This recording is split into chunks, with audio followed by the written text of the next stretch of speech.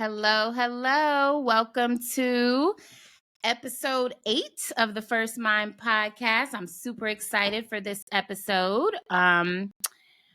We have a very special guest, and we are going to talk about something that I think is really appropriate for this time of year. We're going to get into family dynamics, challenging family dynamics, and how to navigate and set boundaries during the holidays. And we have licensed holistic therapist Rikki McCoy, who is joining the First Mind podcast for the first time. I'm so excited to have you, Miss Rikki. Thank you for joining us. And she is going to help us navigate this conversation, which can be somewhat of a difficult conversation. So I'm excited that we're doing this right before the holidays begin. Hopefully we can give listeners some tools and some strategies to use during this time, if not with family, just to kind of help soothe yourself during what can be somewhat of a challenging time. So I'm excited to get into this. Miss Rikki, is there anything that you want to say in introducing yourself? Yes, thank you for having me. I am Rikki McCoy. I'm a licensed holistic therapist here in Atlanta, Georgia. And I'm excited to be here. I'm excited to have this conversation. I'm excited to be collaborating with you finally. Yes. On this topic, it's so important, like you said, that we have the tools and the techniques to navigate holidays and family and all the things. So let's do it. I'm excited.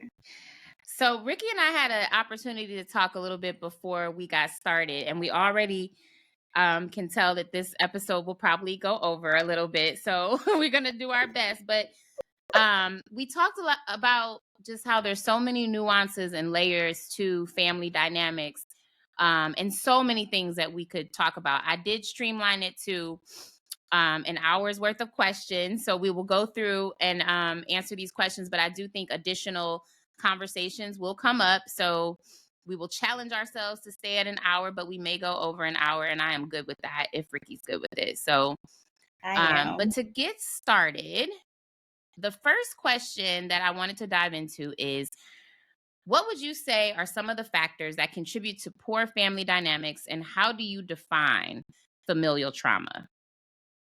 Yes.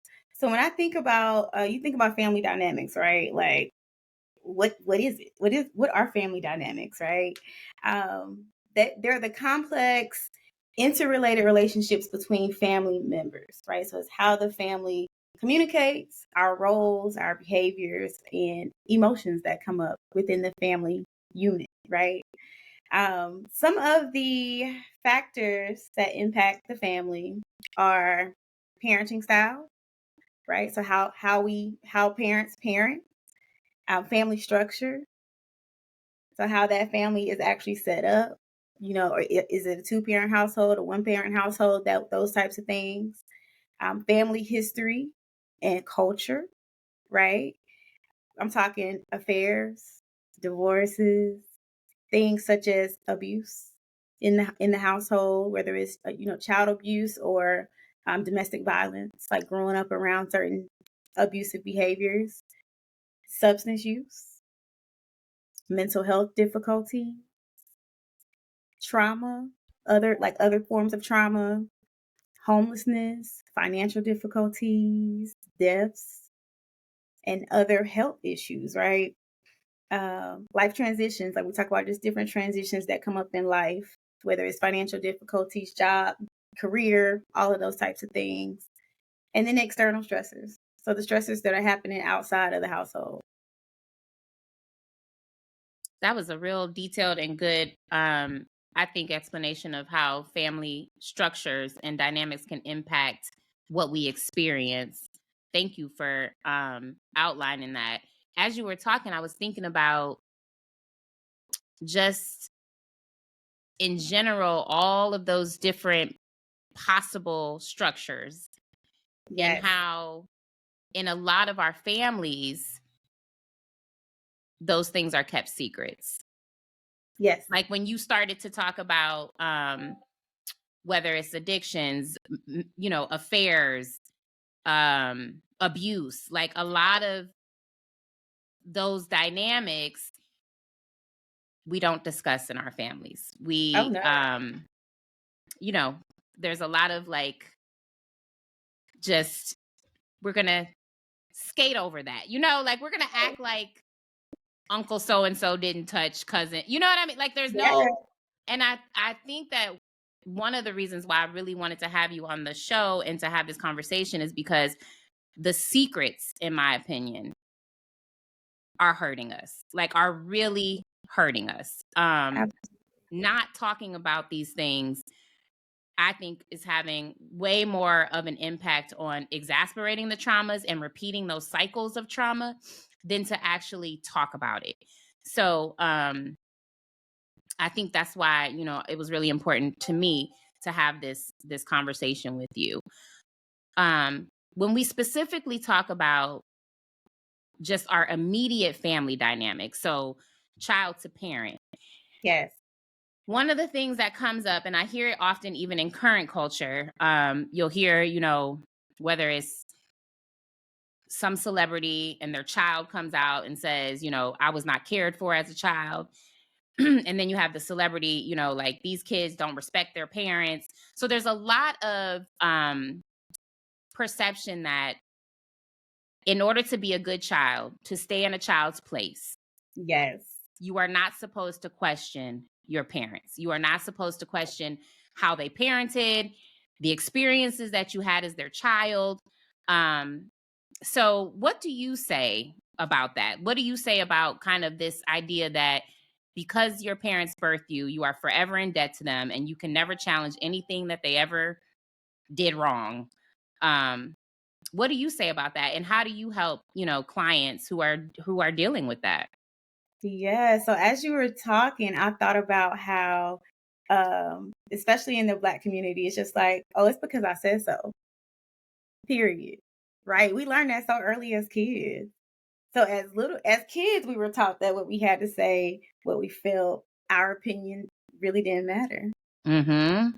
Right? So then we grow up into adults who feel the same way, like what we had to say, it didn't matter when we were younger and it doesn't matter now. Um, Absolutely, you can create boundaries. You can protect your peace when it comes to your family. 100%. You do not owe them anything. This is your life. I tell my clients all the time, your mama done lived her life. This is your life. What do Yeah, you I want to do think, with your life? right. I think it's interesting. I always, when I was a single mom and I was dating and looking for somebody to enter into what I already had created as a family system, Mhm. you look for men who are good with kids, right? Who treat kids well. But one of the things, Rikki, that I came to recognize that may be helpful if you are a single mom and you are on this journey of trying to, find a partner, Mhm. there are some humans, right, who are really good with young kids because young kids don't ask questions. Like young kids are still under this guise of the adults, we have to do what they say. Where I Right. really can discern if you are a skilled, emotionally intelligent parent is Yes. when those kids hit that age of being able to question your parenting and what you're doing, and like, so Absolutely. how you're able to move through that stage of life is really for me to tell. I know lots of men who do well with younger children, but Right. as soon as those children, especially girl children, start Yes. to challenge them and start to ask questions or start to behave in ways that are not in alignment with how they think they should behave or how they used to behave as a child, Right. that's where you really start to see the deterioration sometimes of those relationships. Absolutely. When you start speaking up for yourself, I know we were talking, and I remember with my mother just not respecting her the older that I got because I started seeing things differently. And Yeah. so it's just like, okay, now you causing problems. I'm like, no, I have questions because it don't make sense. Right. So it's like learning how to find your voice, learning Yes. how to speak up. Yes. I read somewhere that a part of our attachment as young children because we have to attach to this adult in order for our survival. Like, really, like, I Right. mean, as a child, you have no onus over when you're fed, how you're, Right. so you have to attach to this person and depend on them. So the way that works, I read, in our brain is that they have to be right. Like, what they say has to be right. Like, as a child, I have to accept that the parent knows and is right, because the alternative would mean that I'm 7 years old living on the street because they're not right. You know what I mean? So Right. what happens is, even if you have parents who are not functional, you're internalizing it all as being your fault, Yes. because you have to assume that the parent is right and that you're wrong. Yes. Yes. That happens a lot with divorce too. Like, just feeling like it was your fault. A lot of kids feeling like it was their fault that their parents split up, or that dad left, mom left, whoever left. And it's like, no, like, they had a relationship outside of you. Mhm. But a lot of times we hear certain things, we're being blamed for certain things because we're Mhm. triggering whoever. And so we Mhm. feel like, well, dang, like, was it me? Yeah. Yeah, I think Yeah. that's really an epiphany that came to me later in life. Like, I was an Mhm. adult. I think I believed that the way I was raised was correct. Everything that was told to me was correct. Yes. Anything negative that was said about me was correct. Yes. Um, and I think I lived that way well into 40. Like, I was 40 Oh, years old yes. before I went to therapy and really started to unpack some of my experience, and had somebody who was able to say that wasn't necessarily correct, So my understanding and my journey of healing my childhood really came much later in life. Yes. And that, I feel like that's a reminder that it's never too late. It's never too late for us to learn. I always tell clients to, as we're learning, just give yourself grace, because it took us years to get this way. As we're learning, and now we're unlearning certain behaviors, right? To Mhm. learn how to show up in the world as our best selves. But protecting your inner child is something that I like to do with clients, as we're talking about just how to change the narrative. Learning how to protect your inner child now as an adult. So What you do you you get to. recommend for that? How do you recommend that clients do that? I always start with them defining what protection even means for them. Like, what Wow. does protection mean for you? What does it mean to protect your inner child? How old is the inner child that we're protecting? Are they 5 or 6? Or are they 12 or 13? So I realized that mine is very much like this 13-year-old girl that was just mad at the world because my mom and dad were just not paying attention to me.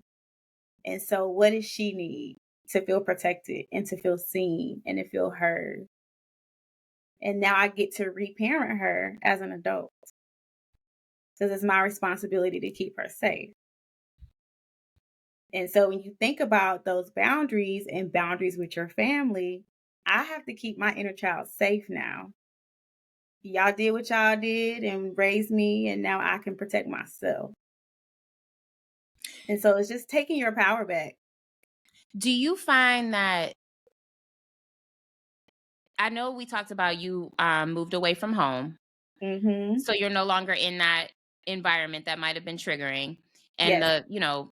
where a lot of what we're talking about in this conversation is the holidays, which sometimes often requires us to go back into those triggering environments. Mhm. So did you find, or do you find yourself reverting back to that 13-year-old girl when you're in those environments? Because I think for a while, what I was able to come to terms with or understand is that when I was in the presence of, you know, the parent who was more triggering, I would become that child again. So the Ab- dynamic was never adult to adult. It was always adult to child. Even as a 40-year-old woman, that Yes. was the experience I was living. Yes, absolutely. And I had to sit with myself and ask myself, I hated going home. I still don't really go home that much. That's a work in progress for me. I'm like, okay, now I'm like, how much do I want to show up as an adult? Like, if grandma's getting old. People start, you start having deaths and losing family members and parents and stuff like that. So I'm like, well, how do I want to show up? And like, what does that look like for me? Right? Because when I go home, I'm triggered. It's a depressing place. I do not feel good when I go there. And you're reminded of all the things that you've gone through. And you do turn into that. I turn into that 13-year-old. And I'm like, yeah, like, I gotta go. Like, I don't want to be here. For sure. So it's something that I used to dream about her. Like, even now, with my husband, we talked about things, and I'm just like, yeah, like I dream about this 13-year-old girl, and I'm like, I could dream about high school and all of these things that are happening in my life, but I go back to that place in the dream, and I'm an adult in the dream, but everybody else is still like, it's still that same environment. Yeah, that's interesting that you talked about the dreaming of it. I stopped remembering my dreams at a very young age, which is probably, I Hmm. don't even know, attached to some trauma that I don't even know about. But Yes. but we talked a little bit before we got on the episode about I did EMDR therapy. So EMDR therapy is a lot about going back into those past trauma memories and kind of Yes. getting them to the forefront of your brain so that you can go back through them. And so I remember in those sessions when I first started, I was like a midget and my parent was a giant. Yes. And it was a journey in those sessions to get me on equal footing with that parent, for me to be able to increase myself to where we were eye to eye. So, Yes. and when that happened, I think that's when, with the between the therapy and then been given tools to set boundaries, that was when Hmm. I was able to stop that cycle of, when I'm in their presence, I'm reduced to this child, and now it's like, no, I'm a woman. Like, I'm a full grown Yeah. woman with feelings, with emotions. And now we got to speak woman to woman. And I think I also was able to understand that that's an important dynamic for my children to have with me as they are Yeah. now adult women. Yes. I really don't treat them like children. Like, I treat Yeah. them like adults, and I know that's a hard thing in our community because we do tend to parent in a way, to me, that is kind of codependent, or like for a lifelong, this is the child, I'm the adult. Oh, Like, this yeah. goes on forever. And it's like, Yes. um, I didn't want to recreate that. I wanted to free myself of the responsibility of feeling like I'm a parent to somebody who is grown and making their own choices and I have no Okay. control over that, but also Yes. to free them, from this feeling of like I have to do things how my mom would want me to do them. Like, I wanted us both Yes. to be free of that, So I think that's a big part of my journey, was getting myself to a place where I can show up as a full grown woman, adult, with my Yes. adult parent. Yeah, that was a big. So then going home isn't as triggering as it was, because I feel like I'm equipped with better boundaries. For sure. For sure. Very helpful. Very helpful. Another thing that it does is it gives you, as you reparent your inner child, it gives you that confidence Yes. that you need. And to talk to yourself and remind your inner child that it's okay. Like, I'm safe. I know how to protect myself now. And this Mhm. is how I'm going to show up, and I'm going to use my throat chakra, and I'm going to communicate, and I'm going to protect you. I know that you do Reiki. We weren't even like, this wasn't even a question on the list, but my first Reiki session was with a specialist who I feel like she was just starting, because she Okay. could tell me that, and this was before I had really gotten into my EMDR therapy, but she could say that your throat chakra is blocked. Hmm. But she couldn't really give me any like advice or like how to unblock it. So I felt Yeah. limited in that session, but she knew enough to say there's a block in your throat chakra. And she was Mhm. right. Like, for most of my life, the reason why I love to write and why I'm such a creative writer is because Yes. I didn't have a voice. Like, I Yes. never felt comfortable to speak up for myself in my family space. So I Mm-hmm. learned how to write, and that then expanded to my relationships. When I would be in intimate relationships, I wouldn't know how to verbalize myself. I would shut Mm-hmm. down because I didn't have a language, I didn't have words, I didn't know how to stand up for myself, and I would Yeah. write. Like I might write a boyfriend a 10-page letter. Like when Aaliyah came out with 4-page letter, I was like, okay, yeah, that's me. Like I know how to write and express myself through writing, but I could not do it, with my Yeah. voice. So that's interesting. It's very, very powerful just to like learn how to, like you said, tap into it, learn how to unblock it so you can express yourself and you can feel free to speak your truth. But a lot of it is being honest and being real with ourselves first, Yes. right? And so just sometimes we don't even do that. It's like we just so in autopilot, like we're not even really checking in with self, living a whole life that's not even our truth for real. I sometimes think that the way our society is set up, like this emphasis on this hustle culture, really impacts your ability to sit with yourself. Like when I finally made the decision to leave my career and had the space to really just focus on myself, that's Yes, when, like, my therapist was like, you've probably had anxiety your whole life. I was a yes, bedwetter till I was 13. I didn't know, yes, we don't, in our culture, we don't talk about anxiety, like, yes, so I didn't know anything about anxiety. Once I left my career, I was no longer, my children were adults, so I wasn't parenting. I just wasn't in survival mode. I was yes, able to see, like, I have to pee 3 times before I leave the house. Like mhm, literally back to back to back. Like when I am anxious, I have to pee. yes, Like that's how my yes, body responds. And now I know that. But for most of my life, I didn't even know that there was a correlation between those two things. right? Yeah.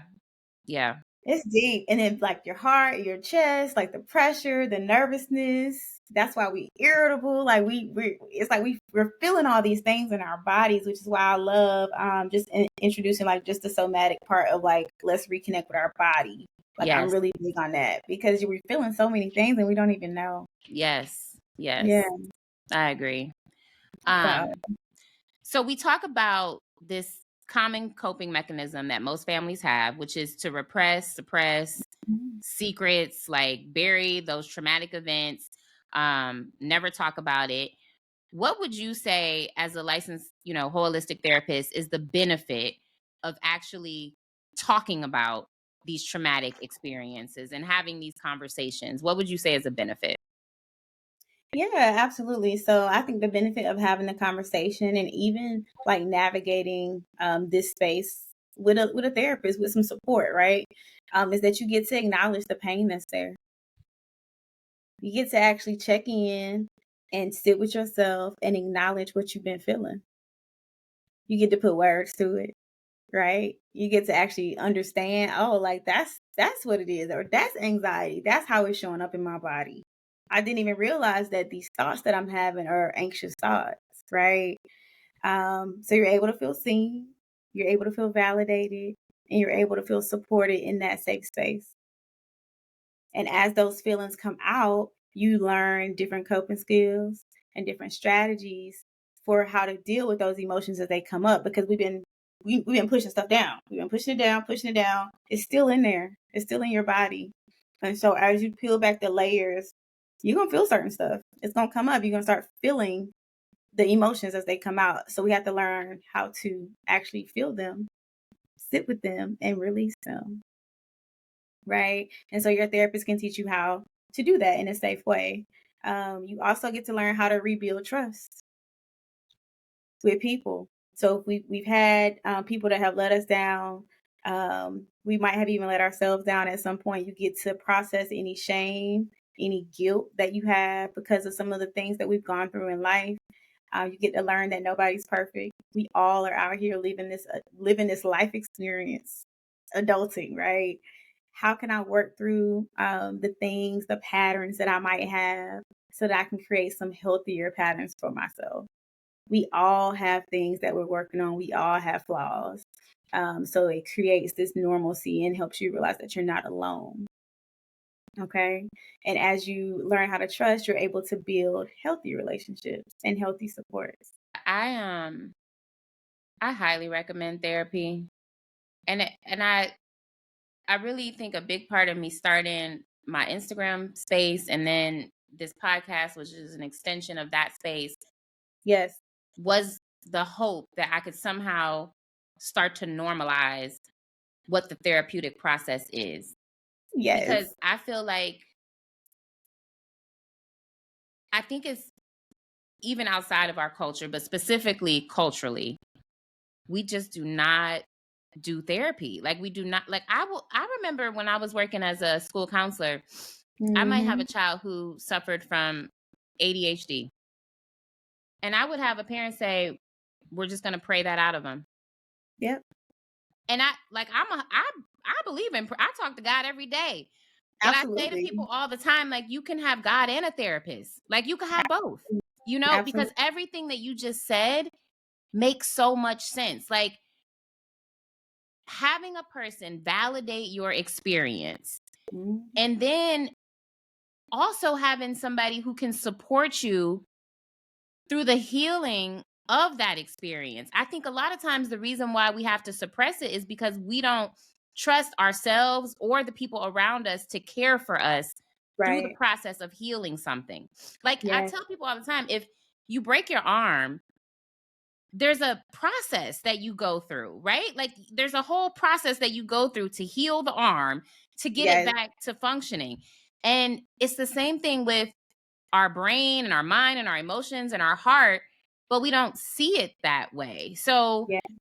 a lot of us are walking around with these broken spirits because Yes. we never went through the process of healing, Yes. because I think, and the further you get from doing that work, I think the more anxious you become about it. Like, Yeah. I have, experience with clients who have had some trauma when they were very young, and they've had to Yeah. to survive that.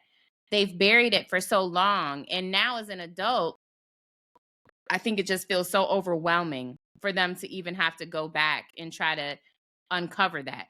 But I try to say, and maybe you can add Yeah. to this, the not going back is really working against you. Like, it almost is you're almost recreating the Yeah. trauma in a lot of ways in different aspects of your life. This pain, it's like, if we use the example of an arm, it's like you're walking around with just one arm. Yeah. Like, when you could actually have two. Like, maybe You're you're hindering yourself. functioning and like, maybe you're functioning and you're getting along and you're able to make things work, but imagine if you had two arms instead of just operating with one. Like, that's how I try to explain it to people. But you can add to Absolutely. that. Yeah. What I love to do, this is how I like to explain it. Just kind of help make it more like relatable for us, right? So, like one of the things I love about being a therapist and like being a Black woman and being like, I feel like I'm transparent, but I'm also like relatable and like we can talk, we can do the words however you need to understand. But I tell people to just protect your energy. Just think about protecting your energy. Think about what you give your energy to, how you fill your cup, and if certain things that you're doing align with your energy, because you have all these goals and all of these great things that you have going on and that you want to do, but then you have all of these other things that you're doing and you're not picking your battles appropriately. We're letting people get the best of us. We're scrolling too long. We're just giving out so much and taking in so much that we don't even realize. You got to protect your energy. So we need to put some boundaries in place for you to do that. And we need to create a self-care routine so that you can take care of yourself and you can show up in life as your best self. Mm-hmm. Because Mm-hmm. life is life. Like we still are living. These are the days, the time, like minute by minute, hour by hour, day by day. This is your life. So Mm-hmm. you get to decide, like, let's change the narrative. Like, let's get to decide how we show up. And that you are worthy of that Yes, care. Like, yes, you are worthy of the support and a yes. space to just decompress. And Let like, it out. yeah, like, we deserve that. Yes, Um yeah. yes. And it's Yeah. such a sacred space. I really do enjoy like reminding people that this is your time. You can say what you want to say. You can curse. I don't care. Like it's your time. That's Yes. how. If that's how we talking, that's how we're talking. Like it's okay. It's okay for you to show up as yourself here. Yes. So Yes. yeah, My therapist was a huge catalyst for my leaving my home and moving to a new city. Just a real champion and cheerleader for me, in a way that I had not had before. So absolutely. yeah, I'm so grateful for people like you and the work that you do, because it's really important, and it's also important for us to see us doing Yes, it. absolutely. Yeah, so I'm grateful for you. So So let's get important. back to the holiday. So Yes, holiday season, um, for those so of you who fun. celebrate Christmas, if it's not Christmas, we got New Year's coming up, but this is a time where you may be, interacting and engaging with family who does create some trigger for you. And Hmm. so I really wanted us to spend some time talking about how to navigate that. So as we enter into this season, what would be some things that you would recommend to those who have challenging family dynamics that would kind of help ensure their emotional well-being and their safety, how they could care for themselves during this time? Absolutely. So this is look. It's not always a happy time for people, right? There may be certain things about home that trigger us or cause us stress or cause us to feel anxious. Um, you first and foremost, we need to have a plan. We need to have a plan for how we plan on, okay, if I'm going, this is what I need to make this a safe trip for me. Some people decide not to go, and that's okay too. So it's okay to be where you are. There are, there are steps in healing. And if you're not ready to put yourself in that environment yet, that's okay. I will say, as a therapist, I encourage my clients to put themselves in the uncomfortable settings because you learn how to use your skills in the space. So you're going to learn how to take your deep breaths. You're going to learn how to step away when you need a break from everybody so you can decompress, right? You're going to bring things with you that are just a part of your day to day for your self care. So you might bring some books. You might listen to some podcasts. I don't stay at anybody's house when I go home. I get a hotel. That's a big one. Rikki, Huge. that's a big one. I mean, Yes. I started doing that for the first time last year. Yes. And that's in I can't speak for everybody's family, but in our culture, that Oh, is not yeah. you staying at somebody's house. Like this, it is very uncommon that Oh, you would yes. go stay at a hotel. And it almost, I think, is insulting to some people Yes. within the family that you would go stay Yes. at a hotel. But there were times when I would come home and be home for,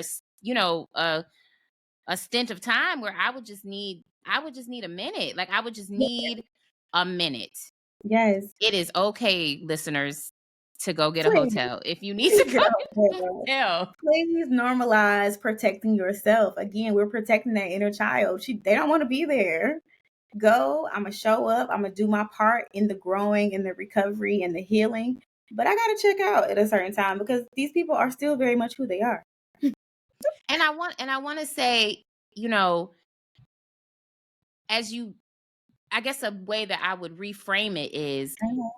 when you allow yourself to stay in spaces where you don't feel safe, where you don't feel cared for, to your, you know, limit, you start to unravel and become dysfunctional. So like you're doing your family a real favor if you Yes. can remove yourself and take breaks as much as you Yes. need to, because otherwise you will start to engage back in those toxic patterns that you were before you got the skills to do it differently. So don't look at it like you're abandoning your family because you decided to go stay in a hotel for a day or two. Look at it like you went to take a break so that you could be better when you Yes. go back to that space and engage with them again.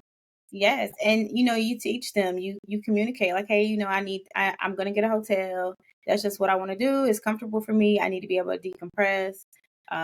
Whatever it is that you need to do. But this is your life. You can do whatever you need to do to protect yourself. I take candles, I take my yoga mat, like I take all of the things to like set the mood and create a safe space for myself. You can just figuring out how long you're gonna stay as well. Like what are you comfortable with doing? Are you comfortable with staying a week, or is it just like a little weekend drop in? I'm here and I'm gone, right? Speak up when you feel violated. Speak up when you feel unsafe.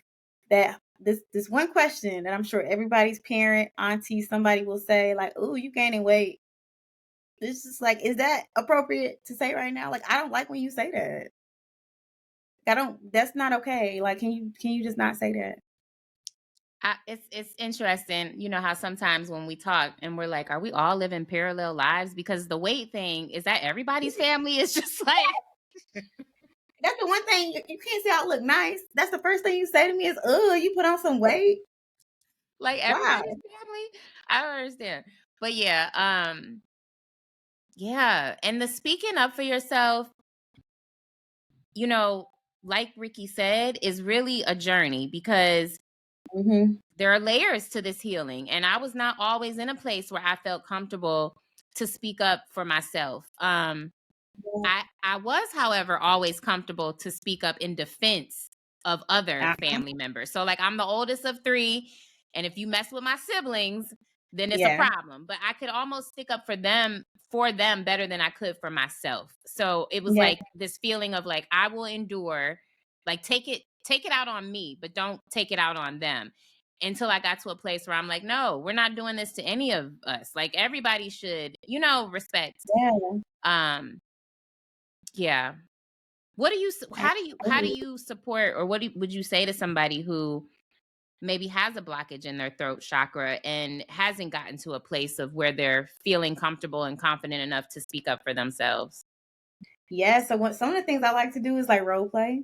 You Mhm. can role play. I always tell my clients if we don't know what to say. So there's two things. We either like we don't know what to say, or we might pop off and say too much. So it's like let's Mhm. meet in the middle. Like let's be assertive but still respectful. Please don't talk to me that way instead of I'm gonna curse you out, right? Practice. Write it down. Write down what you would say to that one person that you know might trigger you when you go home.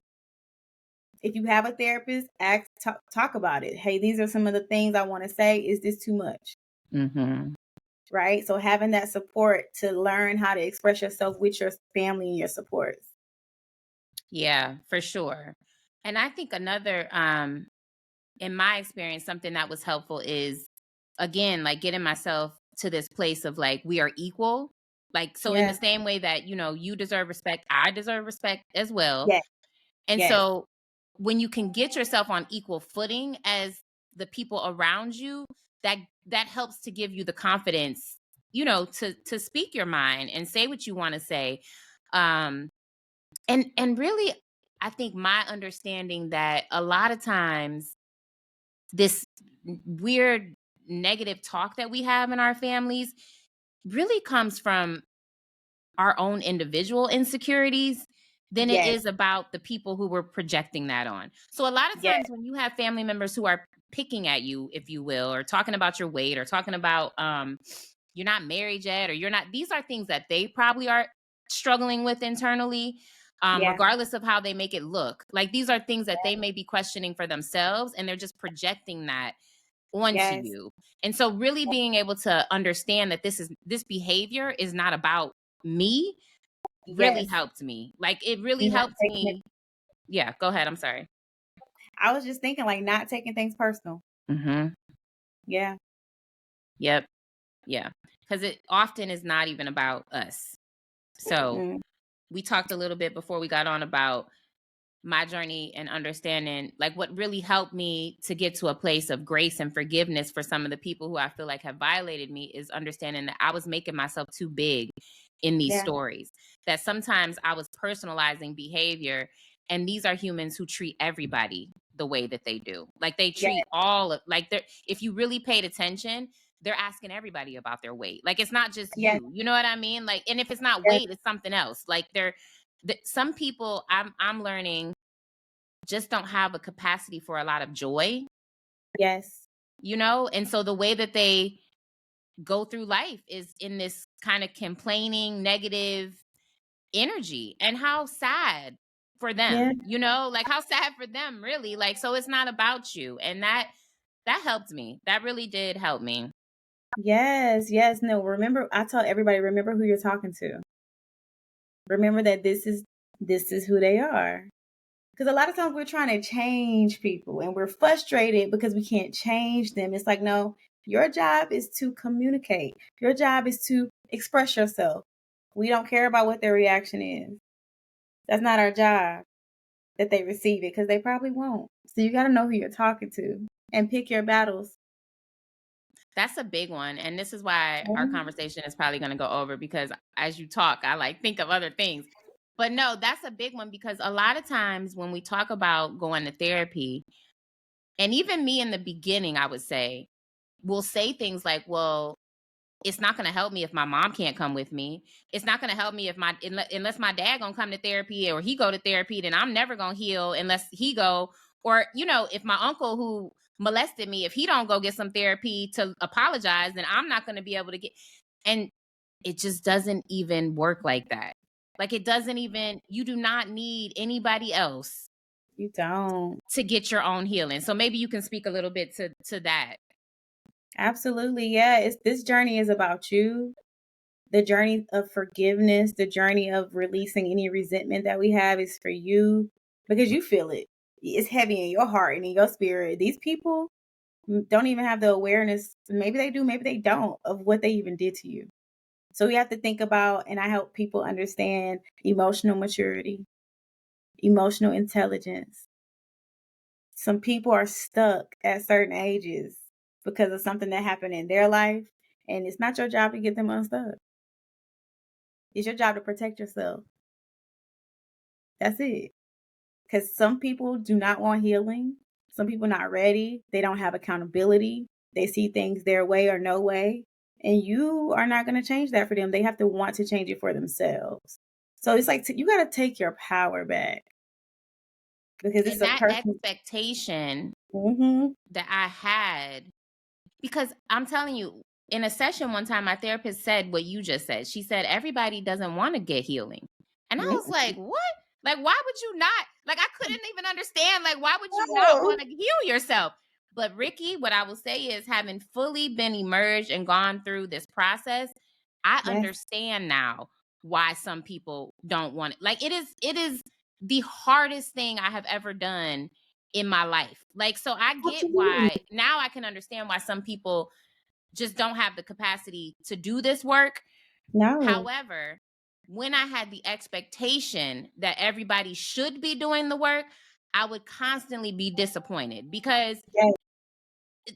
everybody doesn't want to do it. And so me sitting here like, well, you just go get some therapy. Like, you just need to go get some therapy. Then we could, have this amazing relationship that I fantasize about. But everybody Yes. doesn't want to do that. So the letting go of the expectation really helped me to move on. Like, it's like letting go of Yeah. the expectation allowed me to let go of the fantasy of what a relationship could be and accept it for Yes. what it is. Yes. Pick your battle. Pick your battle. Don't even invest too much energy into trying to prove yourself to anybody. People have to want to do their own walk. And I think one of the things as we're healing is we feel alone, we feel isolated, and we feel lonely. So we hold on to a lot of negative relationships out of that fear that we're going to be by ourselves. But you will meet people on your journey who are like-minded, who have a connection. Just like when I see your post, I'm just like, yes, like she gets it. Like, it's I'm talking in therapy and you're writing on social media, but like we are talking about the same stuff. And it's like your tribe exists. But you gotta create space for it. I created that Instagram account because I wanted a community. And when I Yes, started out, I had like 40 followers.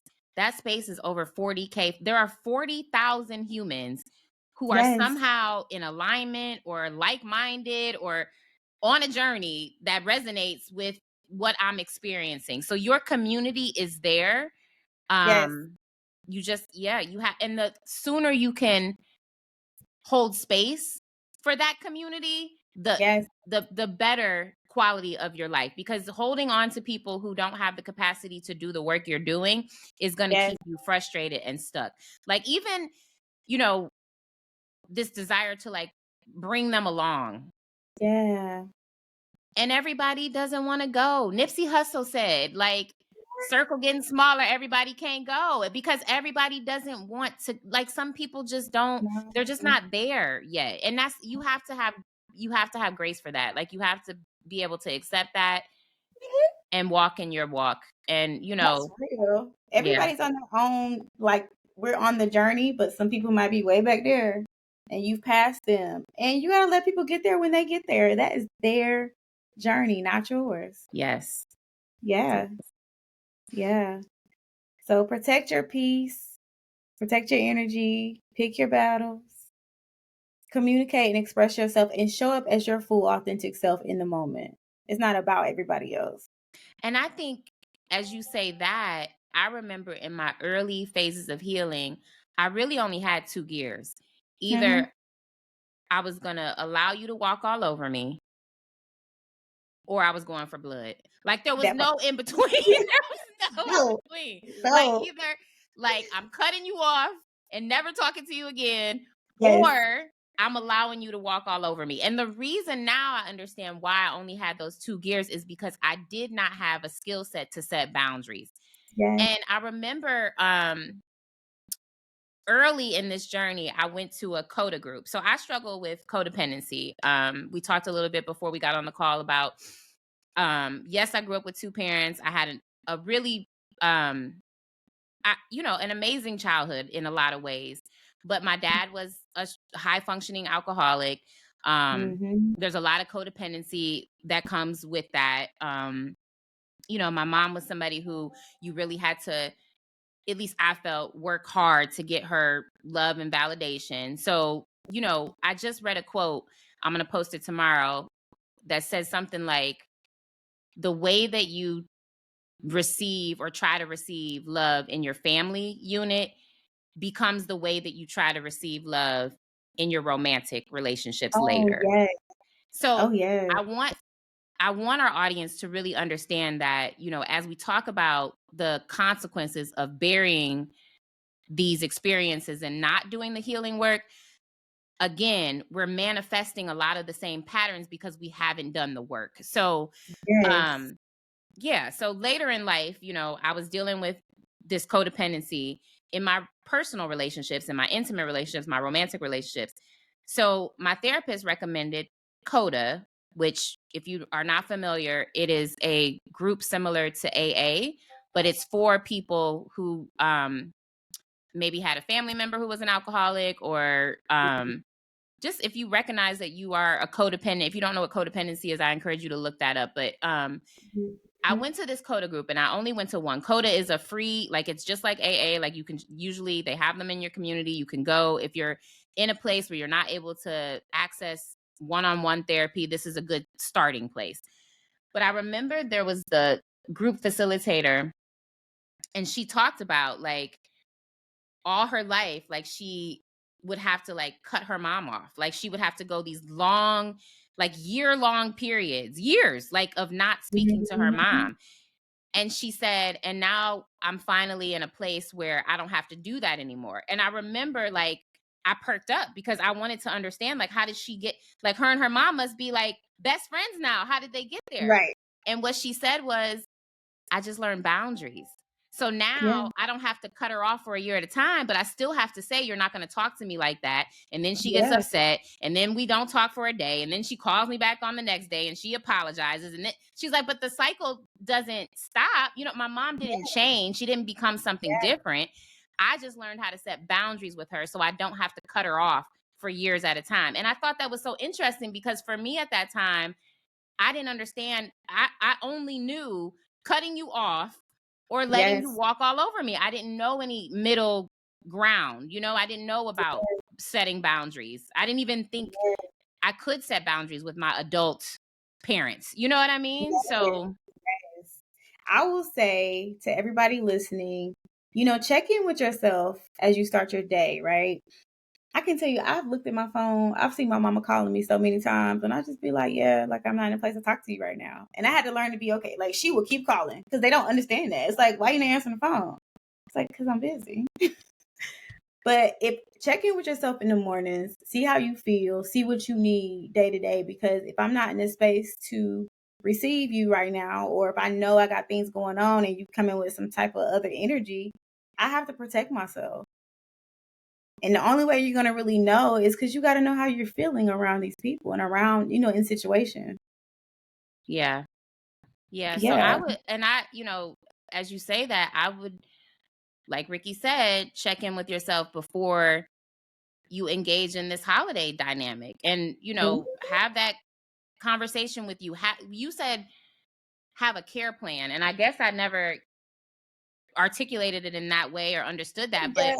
we have plans for every other thing. Like if we go on a trip, we make plans for what we're going to Yes. do day to day on Yes. the trip. So why wouldn't you equally have a plan to care for yourself on that trip? Like what are Really. you going to do to make yourself fill your battery back up so that you can engage in a healthy way in that family space? Absolutely.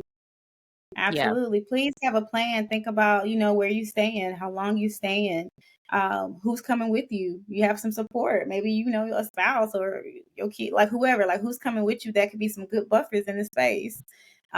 Communicating with other family who may be there too, who you may relate to a little bit more, right? Like Mhm. having the cousins and your siblings, if you get along with your siblings, like having those people where we can kind of go to the side, like, girl, how we like to say, get your mama. Like, girl, your mama. Did you call your daddy? Like what we doing? Are we going over there together or what? Like let's tag team. Like because I know we don't want to go, but we have to. Like let's just get it out of the way. So you gotta be able to laugh about this stuff. Like this is it's life, and not take it so seriously and not take it so personal. I agree. Yeah. Yeah. So What are we it's saying something. to and this is a new journey that I've had to endure and kind of just work through for myself, but there have been holidays that I have chosen to spend alone. Oh And yeah. that's a new thing for me because I had all my life only known that you are supposed to be with your family. So That, I remember my dad would spend a lot of holidays by himself, and I would be like, you must be depressed. You got to go get some, and now having done it and chose it, you know what I mean? Like chose to do that. I feel mm-hmm. like sometimes it is a way of protecting your peace. So I want to make sure that we also um validate the experience of those of you who are not going to engage with your family, and what are some tips and tools we might say or suggest to them. I can speak to my experience, but if you want to talk about, what would you suggest? Yes, no, thank you for saying that. I like to tell people we can change the dynamic. We can change the narrative. Change the story. You maybe if you want to go and as a gift to yourself for the holiday, go on vacation. Go on vacation. Maybe you start a whole tradition if you have a family. We go on vacation for certain holidays. We stay home for certain holidays because for me personally, I feel really fatigued in the wintertime. I like to stay home. Yeah. And like it has I don't want to really go anywhere. So I'm creating the things that I need to do in my space. Or I'll take a trip and go somewhere. But like change the narrative. You can write a new story. And if you're feeling lonely or you're feeling isolated, like those feelings come up as well. If you're grieving, like loved ones, just think of different ways that you can fill your cup in this moment to feel good and feel nurtured and feel whole. I'm talking if it's pajamas, get the loungewear, feel cute in your space. Like that's gonna be something to make you feel good. If you need to decorate your space, decorate your space. If it's music, if it's food, like nurture yourself. So think about different ways that you can nurture yourself. If it's I don't want to be in the house and I want to be with friends or family, do that too. So you really got to check in with yourself and see what you're feeling and see what you need because you may not want to be, alone, just depending on certain emotions. Journal, write about it. If it's a loved one, you can write to them. You can write a letter to them. Just all the different things you would say. that you miss them, like doing certain things to remember and celebrate people. But change the narrative. Change the narrative. Be present, right? So don't be so stuck in the past or so worried about the future that you can't be enjoy right now. It's okay to have moments when you're alone. If you're single, especially if you're single and you start seeing all the holiday pictures that people post on social media, it's okay. Like that is your time. Will happen when it's time. We don't want it to just be with anybody. We want it to be with the right person. And if you are on this healing journey, you will realize that not a lot of people are. And so you already feel like you're constantly like not matching with people anyway, but you're just being more intentional. So sometimes when we're being more intentional, it takes time. So be patient with yourself, but enjoy your journey. You just named my whole life experience. I am single. I am on a healing journey. I do feel Yes. like I'm not connecting with any of the humans. Like that is a Right. that is a very real experience that I am currently Right. having. But I will say that therapy has been a huge support and transformative piece for me. Because it made it where like I want to learn myself. Like Yes. I feel like, we study so many things. Like I have a master's degree in a whole Yeah. subject and I've never studied myself to the degree that I Yes. studied to get that, you know what I'm saying? That degree. So like,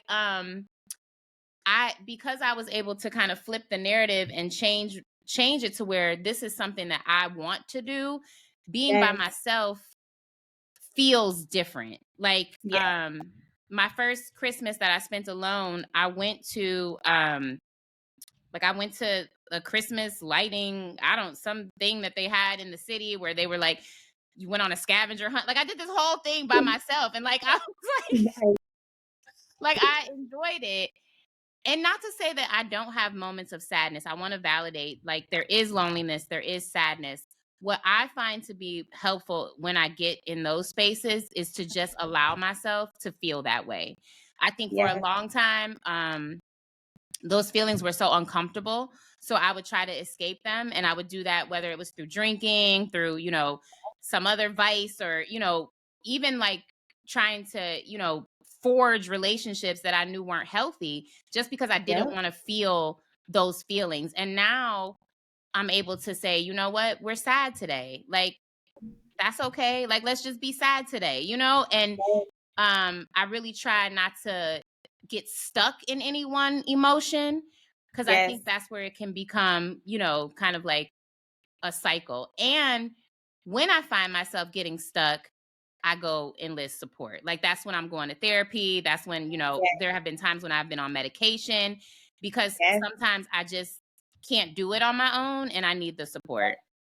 Absolutely. I like that, normalizing medication for sure. If you notice that you have signs and symptoms of anxiety or stress and it doesn't matter what you do, like it just is not getting better, that medication is there to help us. I know it's a thing in the Black community. It comes up a lot. Like we fear it, but I like that we have, professionals that look like us that can help explain to us the side effects, the benefit of it and all of those things. So like you said, just normalizing where you are in your life right now.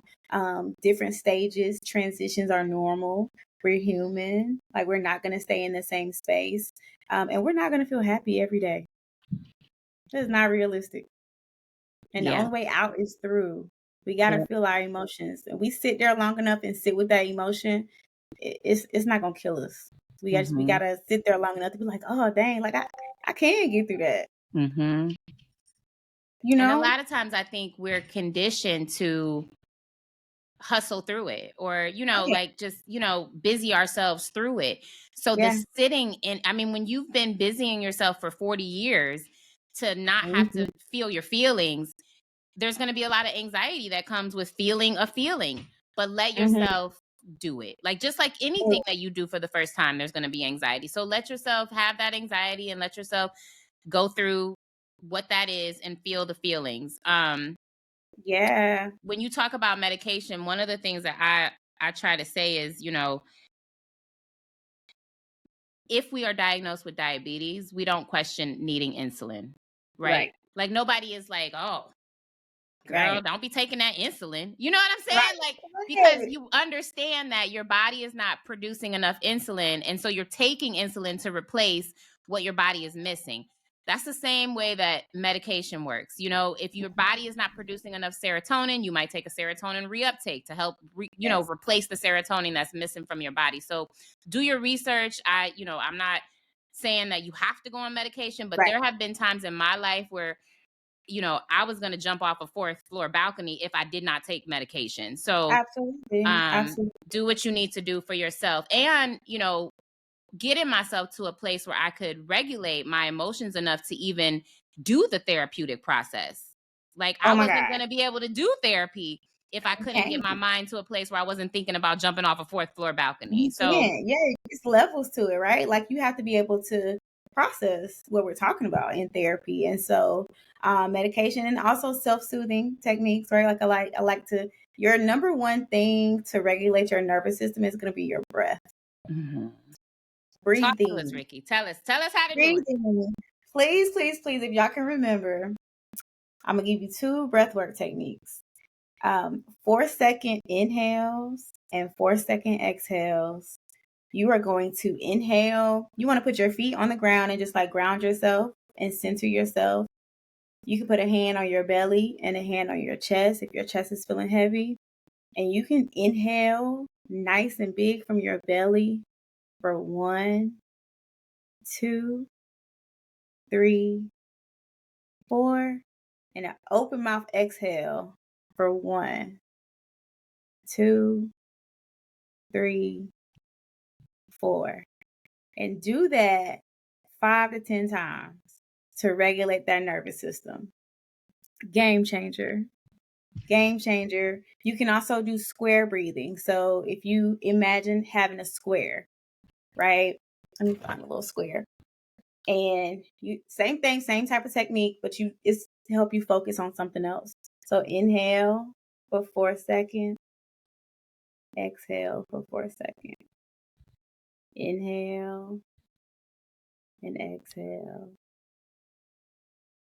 Inhale and exhale. It is going to help you calm down your nervous system.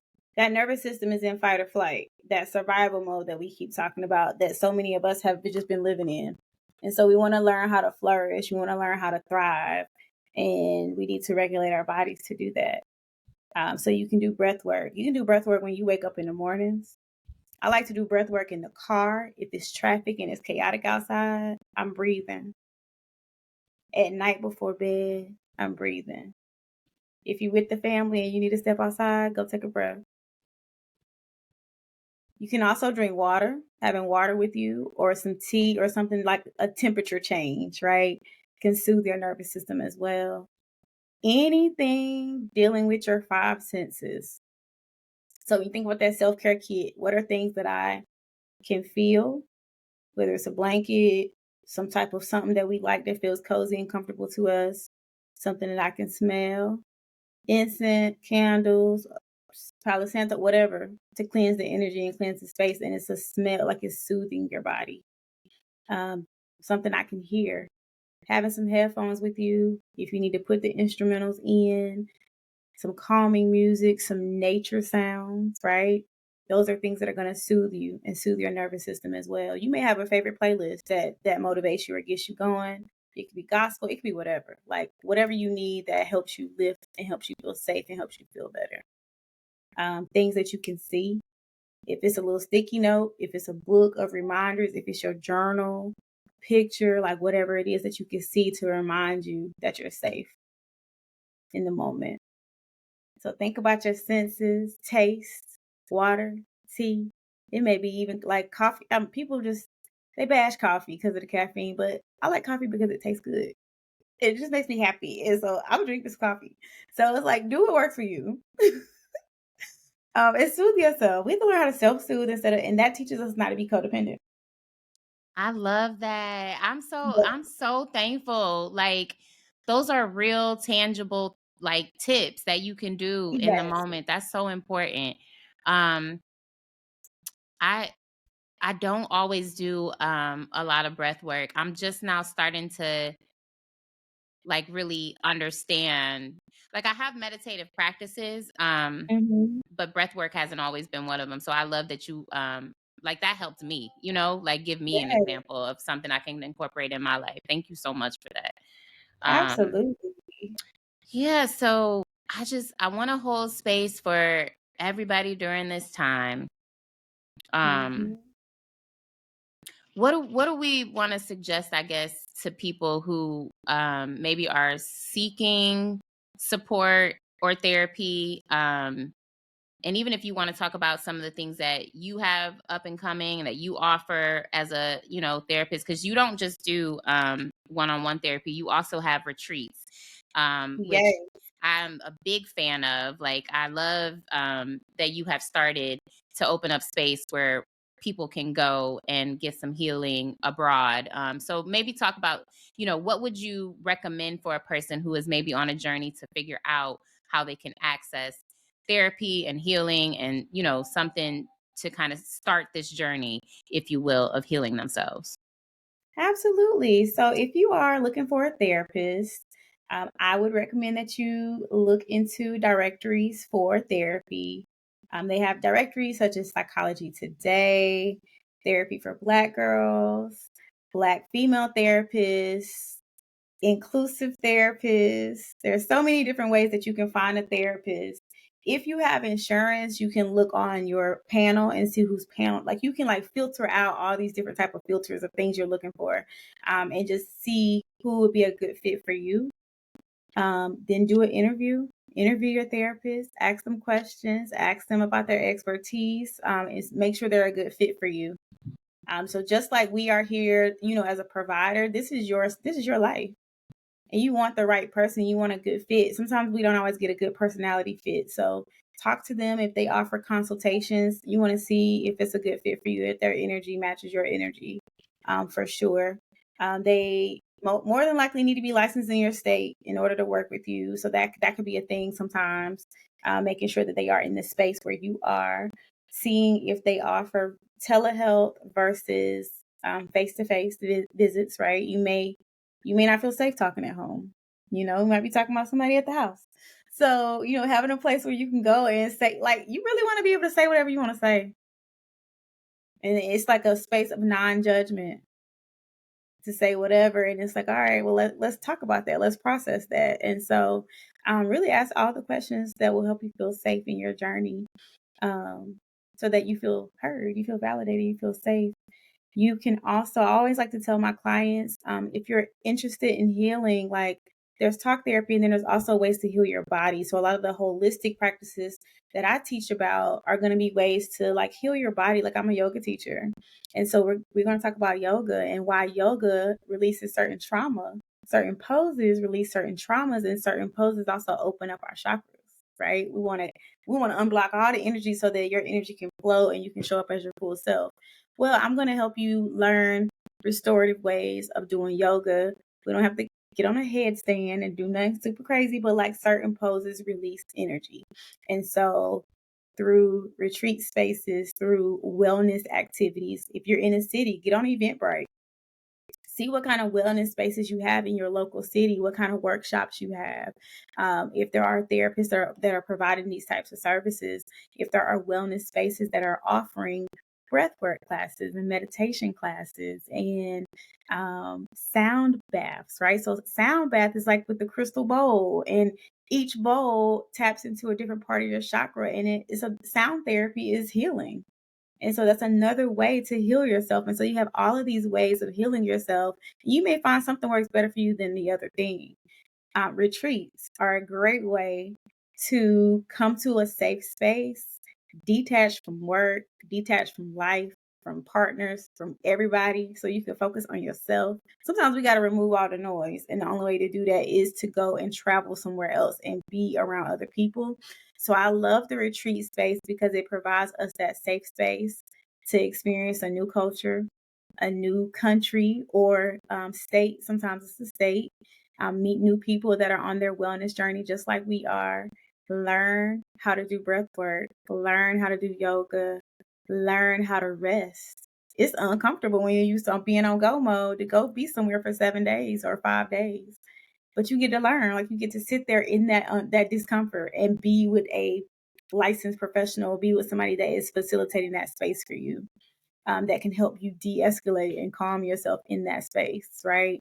But you get to just get outside your box. You get to try new things. You get to learn like how to embrace your confidence and your authenticity. And I always feel like I learn something when I go on trips and disconnect. You always learn something about yourself to bring back, right? But it's a beautiful way to meet people. It's a beautiful way to tap into yourself and just to really feel whole. You do like mindful eating as well. You may do like dance classes or excursions.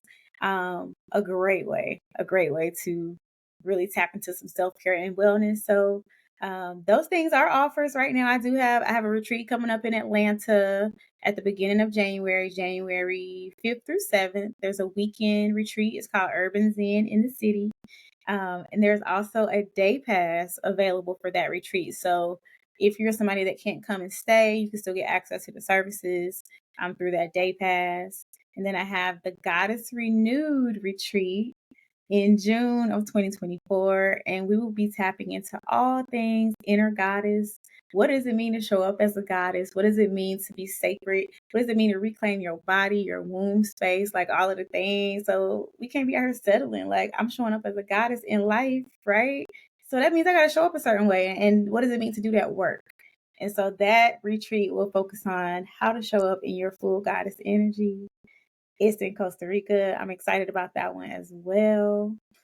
So yeah, and then there's also like one-on-one opportunities if you want one-on-one yoga or one-on-one like sound healing experiences. Reiki, I do Reiki as well, where I just teach you how to check your energy, how to tap into your energy, how to know certain things that you can do in your day-to-day to really foster a positive experience for your life.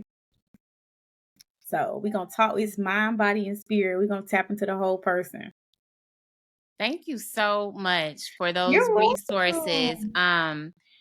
I often hear people say access is the barrier or the obstacle, and I'm always like, there are so many avenues to healing. Like, Yes, do not let money or finances be the thing that prevents you from getting what you need.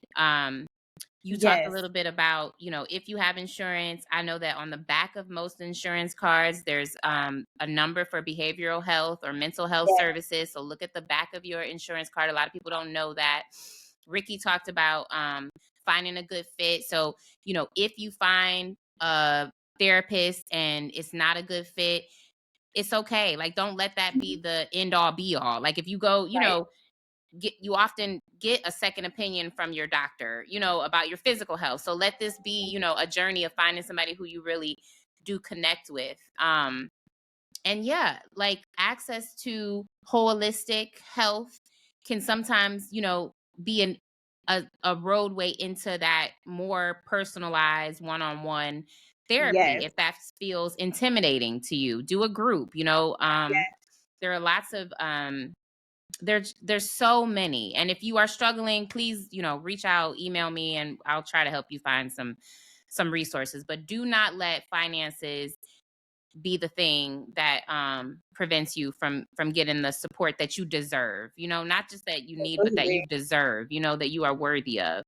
um I hope that you all found some helpful tips and strategies in this conversation. I know that I did. Like, I'm with my family for the holidays, and with the support of the therapy I've been through, with my community on Instagram that I've built, having just people who are like-minded, who can validate, even if, maybe that we don't agree with everything that each other is doing or saying. Like, just having people who are having the same experience as you is sometimes just a validating thing. Like, okay, like, I'm not the only person who, when I go home, somebody is talking about my weight. Like, that's Yes, a huge, thing to just have the validation of your experience. So I'm hoping that you were able to get something like that from this episode. And Rikki, I just want to say to you, like, I'm just so grateful for you. And you and I connected through that Instagram space. Like, so we it's so did. interesting because most of my guests come from my Instagram community. And there oftentimes are people who I've never met, Yeah. personally, but just know them through the work that they do, and how they show up in that Instagram space. So right away, I just knew that you were a very special, special spirit. And I reached out to you, months ago to talk about retreats and if that's something that I wanted to, do for myself. So you have always been welcoming and, just willing to answer questions. And I truly, truly appreciate who you are and what you do for our community. So I Thank you just wanted to so tell you that. much. Yeah. Yes, and I appreciate you too. Like your page might be the one page I look at every day. I'm like, oh, Oh. what she post today? I'm like, let me see because it's like, oh, like I relate to all of them, right? I think sometimes as therapists, people forget like we're human too. Like, I like to talk a little mess. Like I understand. I wanna relate to the people too, and so I repost them. Like I'm like, because I know my clients follow me on Instagram. Like it's not like it's a page. Come to it if you feel motivated by it. I don't care who sees it, but I know they can relate to it as well. So thank you for all that you do. Thank you. And that's an Yeah. important piece too.